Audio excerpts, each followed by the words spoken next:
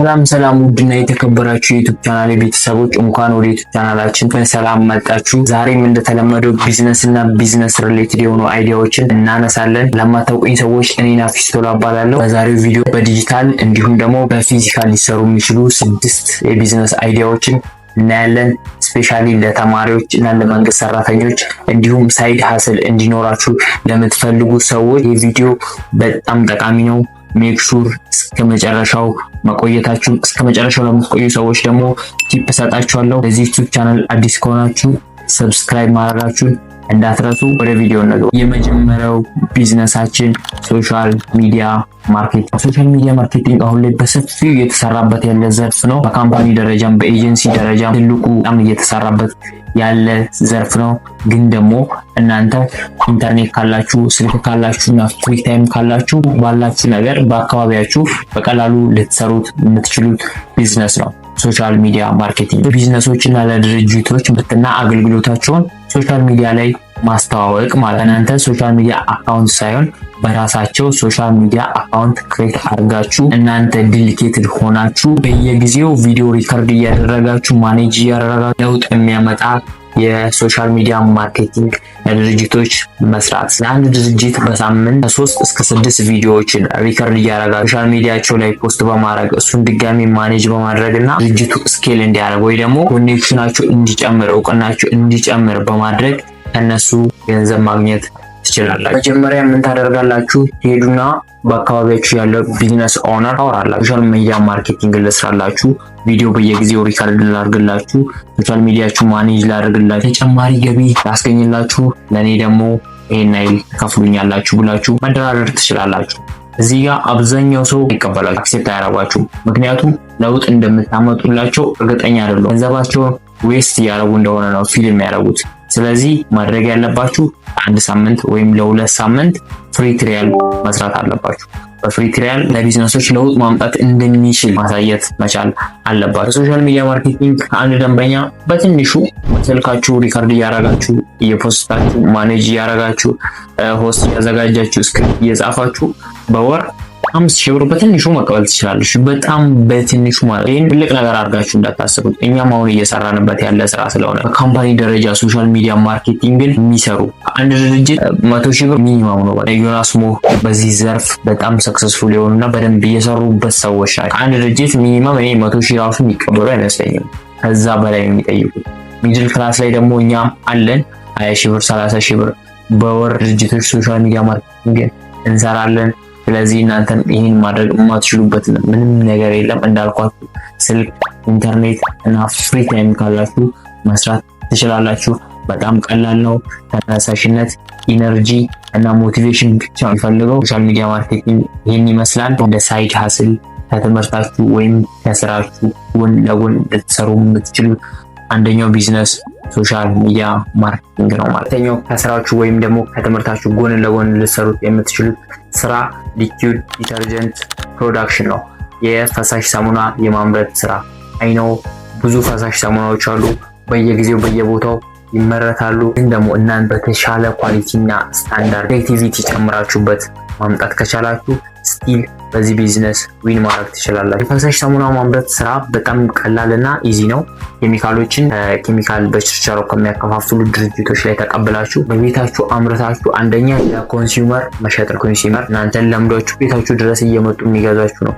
ከዛ ይልቅ ግን እኔ ሪኮመንድ የማደርጋችሁ በሱቆች ላይ በዲስካውንት እና በክሬዲት በሰጧቸው የተሻለ ሽያጭ ማግኘት ትችላላችሁ። ስታንዳርዱን በጠበቀ ደረጃ ፓኬጅ እያደረጋችሁ ለሱቆች በማከፋፈል የተሻለ ገንዘብ ሜክ ማድረግ ትችላላችሁ። ምናልባት የፈሳሽ ሳሙና አመራረት ማወቅ ከፈለጋችሁ ለሚናው በሌላ ቪዲዮ እሰራላችኋለሁ። በጣም ቀላልና ቀላል ነው። ሌሎች ዩቲዩብ ላይም ሰርች ብታደርጉ ታገኛላችሁ በቀላሉ። ፈሳሽ ሳሙና ማምረት ሶ ሲምፕል እና በጣም ፕሮፊታብል ነው። በጣም ብዙ ሰዎች ከቤታቸው ገንዘብ እየሰሩበት ያለ ስራ ነው። ስለዚህ ፈሳሽ ሳሙና ማምረት በቀላሉ ከስራችሁ ጎን ለጎን ልትሰሩት የምትችሉት ቢዝነስ ነው። ይህን ስራ አሪፍ የሚያደርገው ደግሞ በጣም በትንሽ ካፒታል መጀመር ትችላላችሁ። 5,000 እስከ 15,000 ብር ኦር ደግሞ በአፍሬጅ 10,000 ብር አላችሁ በቀላሉ መስራት ትችላላችሁ። ቢያንስ በየሳምንቱ 100 ሊትር ፕሮዲዩስ አድርጋችሁ መሸጥ ብትችሉ ከ100 ሊትር ከ2000 እስከ 3000 ብር ፕሮፊት ታገኛላችሁ። በወር ስታሰሉት ደግሞ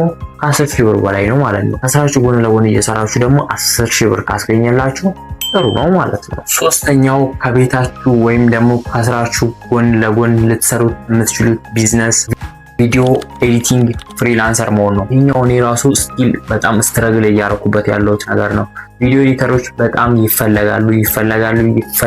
ለምንድነው የሚፈለጉት? ከተማው ላይ ቪዲዮ ኤዲተር ጠፍቶ አይደለም፣ ግን ደግሞ የሚችሉ የሉ። ቪዲዮ ኤዲቲንግ ማለት ሰት ማድረግ፣ ኢፌክት መጨመር፣ ሞሽን መጨመር ሳይሆን ስቶሪ ቴሊንግ ነው። በዚህኛው መጀመሪያ መማር አለባችሁ። ከቤታችሁ ከ3 እስከ 6 ወር ዴዲኬትድ ሆናችሁ በደንብ ቀጥቅጣችሁ መማር አለባችሁ። ከዛ በኋላ ሰዎችን አናግራችሁ የምር እናንተ ጥሩና ጎበዝ ቪዲዮ ኤዲተር መሆን ከቻላችሁ በአንድ ቪዲዮ ከ3000 እስከ 4000 የምታስከፍሉበት ሌቭል ላይ ልትደርሱ ትችላላችሁ። እዚህ ጋር ግን ልብ ማለት ያለባችሁ ነገር ብዙዎቹ ቪዲዮ ኤዲተሮች የሚሸወዱት ምንድነው? ከየሆነ ድርጅት ስለተማሩ ወይ ደግሞ ሰርቲፊኬት ከየሆነ ቦታ ስላላቸው ቪዲዮ ኤዲቲንግን የሚችሉ ይመስላችኋል። ግን ደግሞ በዛ አይመጣም። ከዩቲዩብ ከጉግል ከኤአይ በደንብ ቀጥቅጣችሁ ለ3 ወር አድምታችሁ መማር ትችላላችሁ። ሌላኛው ደግሞ ቪዲዮ ኤዲተሮች የሚሸወዱት የትኛውን ሶፍትዌር መጠቀም እንዳለባቸው አያውቁም። ካፕካት ይሰራሉ፣ አዶቤ ፕሪሚየር ይሰራሉ፣ ዳቪንቺ ይላሉ፣ አፍተር ኢፌክት፣ ፊልሞራ ሁሉንም ይነካኩትና አንዱም ላይ ስፔሻሊስት ሳይሆኑ ይቀራሉ። እናንተ እንደዛ ማድረግ አይጠበቅባችሁ። አንድ ቆንጆ የሚፈለግ ተወዳጅ ቪዲዮ ለመስራት አዶቤ ፕሪሚየር እና አፍተር ኢፌክት መቻል በቂ ነው። ሁለቱ ላይ ብቻ ፎከስ አድርጋችሁ መስራት ከቻላችሁ ሌሎቹን በዛ ውስጥ ታገኟቸዋላችሁ። ሌሎቹ ጋር የሚሰራ የተለየ ምንም ነገር የለም። ስለዚህ አንድ ሶፍትዌር ላይ በደንብ ፎከስ አድርጋችሁ ስሩ። ከዛ በኋላ ስራችሁን ሶሻል ሚዲያ ላይ ማስተዋወቅ ከጀመራችሁ እመኑኝ ትፈለጋላችሁ። በደንብ ተፈልጋችሁ የምትገኙ ስራ መፈለግ ሁላ አይጠበቅባችሁም። በፍሪላንስ የሚሰራ ቪዲዮ ኤዲተር በወር 20 እስከ 30 ሺህ ብር ሜክ ያደርጋል። እኔ በየወሩ 10 ሺህ ብር ለቪዲዮ ኤዲተር ብቻ እከፍላለሁ። እነዛ ሰዎች የኔን ስራ ብቻ አይደለም የሚሰሩት፣ ሌላ ብዙ ስራዎችን ይሰራሉ። 3-4 ደንበኛ ካላቸው አስቡት፣ ፉል ታይም አይደለም የሚሰሩት፣ በፍሪ ታይማቸው ዩኒቨርሲቲ ተማሪዎች ነው፣ መንግስት ሰራተኞች ነው፣ ባላቸው ፍሪ ታይም ነው ይህን ገንዘብ ሜክ የሚያደርጉት። ቪዲዮ ኤዲቲንግ ፍሪላንሰር በጣም ቤስት ስራ ነው። አራተኛው ከቤታችሁ ወይም ደግሞ ከትምህርታችሁ ከስራችሁ ጎን ለጎን ልትሰሩ የምትችሉት ቢዝነስ ኦንላይን ቱቶሪያል ነው። ምናልባት በየፖሉ ላይ አስጠኝ የሚል ማስታወቂያ አይታችሁ ሊሆን ይችላል፣ ግን እሱ አሁን ላይ ፌል እያደረገ ያለ ሲስተም ነው። አስጠኝ ለመሆኑ በፊዚካል መሄድ አይጠበቅባችሁም። ከቤታችሁ ሆናችሁ ኢንተርኔትን በመጠቀም ስልካችሁን በመጠቀም ማስጠናት ትችላላችሁ። ይሄኛው ደግሞ ስፔሻሊ ለዩኒቨርሲቲ ተማሪዎችና ለጎበስ ተማሪዎች ጥሩ የገቢ ምንጭ መሆን ይችላል። ምንድነው የምታደርጉት? በመጀመሪያ 3 ወይም 4 ጠንካራ ሳብጀክቶችን ትመርጣላችሁ። ላይክ ፊዚክስ፣ ማትስ፣ ኬሚስትሪ፣ ባዮ የመሳሰሉትን መርጣችሁ በእነዛ ላይ ኮርሶችን ማዘጋጀት፣ ኦንላይን ቱቶሪያሎችን፣ ቲፖችን መስጠት ትጀምራላችሁ። ይህ ማለት የግድ ወደ ሶሻል ሚዲያ መውጣት አለባችሁ ማለት ነው። ከዛስ ሰዎች እናንተ ሲያዩ እናንተን ፊገር አውት ማድረግና እናንተ ሪች አውት ማድረግ ይጀምራሉ። እናንተም ደግሞ ተማሪዎችን በየሃይስኩሉ ሄዳችሁ ማናገር ትችላላችሁ። እንደዚህ አይነት ሰርቪስ ይሰጣሉ። ዋጋው ደግሞ በጣም ፌር ነው። ማስጠኛዎች ለአንድ ተማሪ ከ3 እስከ 4 ሺህ ያስከፍላሉ። እናንተ ግን በ500 ብር እንኳን ብትሰሩ ያዋጣችኋል። ምክንያቱም የምትሰሩት ከአንድ ወይም ከሁለት ተማሪ ጋር አይደለም፣ ከ10-20 ተማሪዎች ጋር መስራት ትችላላችሁ። እናንተ ፍሪ ታይም እስካላችሁና እነሱን ማስተናገድ እስከቻላችሁ ድረስ አብራችሁ መስራት ትችላላችሁ። በዚህ ሰክሰስፉል ለመሆን መጀመሪያ ተማሪዎችን ማናገር ነው። ሁለተኛ ላይ ሳምንታዊ ኦንላይን ስኬጁል ሴትአፕ ማድረግ ነው። ዘን በቴሌግራም ወይም በሌላ ሶሻል ሚዲያ ፕላትፎርም ተጠቅማችሁ በላይቭ ቱቶሪያሎችን መስጠት ትችላላችሁ። ለመጀመሪያ በ10 ተማሪዎች መጀመር ትችላላችሁ። 10 ተማሪ ካላችሁ ከሁለት ቀን በላይ መስራት አይጠበቅባችሁም። 5 አካፍላችሁ በሁለት የተለያዩ ቀኖች እነሱን ማስተናገድ ትችላላችሁ። በዚህ በአቨሬጅ 1000 ብር እንኳን ብታስከፍላችሁ በቀላሉ 10 ተማሪዎች በወር 10000 ብር ሜክ ማድረግ ትችላላችሁ ማለት ነው። አድቫንቴጁ ምንድነው? ተማሪዎች ቤታቸው ሆኖ ክላስ ውስጥ ያሉ አይነት ፊሊንግ እንዲሰማቸው ያደርጋል። ምክንያቱም ብቻቸውን አይደለም የሚማሩት፣ ከሌሎች ተማሪዎች ጋር ነው የሚማሩት። ጥያቄም ለመጠየቅ ነፃነት አላቸው። ከአንደኛው ጥያቄ ደግሞ አንደኛው ይማራል። እናንተ ትምህርት ላይ ጎበዝ ከሆናችሁና ፊዚክስና ማትስን ሃንድል ማድረግ ከቻላችሁ ይሄ ለእናንተ ምርጥ ቢዝነስ አይዲያ ነው። 5ኛው ከስራችሁ ወይም ከትምህርታችሁ ጎን ለጎን ልትሰሩ የምትችሉት ቢዝነስ አይዲያ ደግሞ ፉድ ዴሊቨሪ ነው። ስፔሻሊ ይሄንን ዩኒቨርሲቲ ውስጥ ያላችሁ ተማሪዎች በቀላሉ ልትሰሩት የምትችሉት ስራ ነው። እኔ ግቢ ያለው እየሰሩት የነበሩ ተማሪዎችን አቅ ነበረ። አንድ ምግብ ላይ 20-30 ብር ነው እና ፕሮፊት የሚይዙት በሰዓቱ እኔ 20 ብር ወይም ለ30 ብር ብለው ነው እንደሚላላኩት እያስብ ነበረ።